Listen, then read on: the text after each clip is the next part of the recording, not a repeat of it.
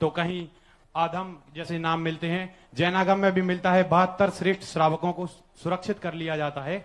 लेकिन यह कहां से प्रारंभ हुआ? जैनागम के अनुसार प्रथम व्यक्ति या प्रथम जोड़ा कौन था जिसने यह दुनिया में पहली बार आया? मतलब जैन दर्शन में जीव की उत्पत्ति होती ही नहीं, क्योंकि जीव अनादि अनंत काल से है।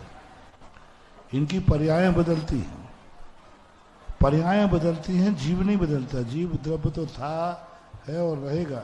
अब जीव द्रव्य जो है नाना पर्यायों को धारण करता है और नाना पर्यायों को धारण करके परिवर्तन होता रहता है।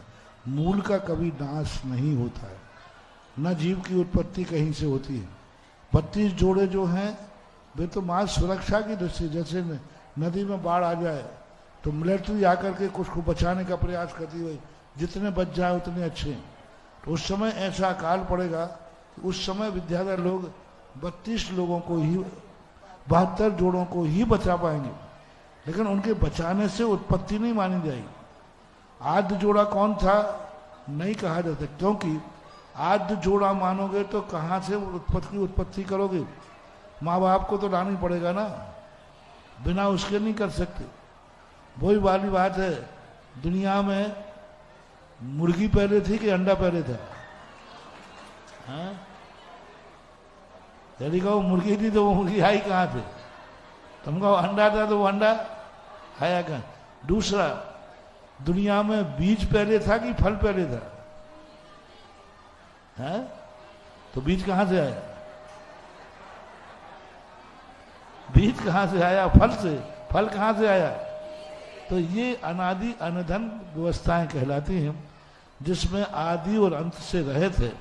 हमारे पूज्य समंत भद्र महाराज ने सर्वज्ञो नादि मध्यांतः, कितनी अच्छी बात कही।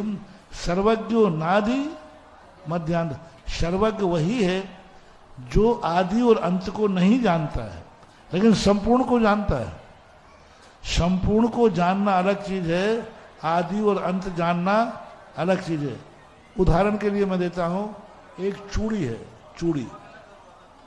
अब चूड़ी को हम पूर्ण जान रहे हैं कि नहीं? बोलो।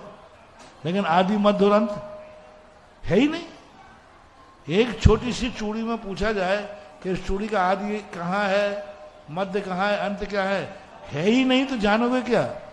इस सृष्टि का अनादि अनंतकालीन है, आदि अंत और मध्य होता ही नहीं है। फिर आप कल्पना करें तो बात अलग है, ऐसा मानना।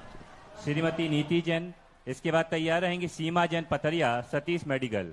हे गुरुदेव, नमोस्तु नमोस्तु नमोस्तु। क्षुल्लक महाराज जी को इच्छामि इच्छामि इच्छामि।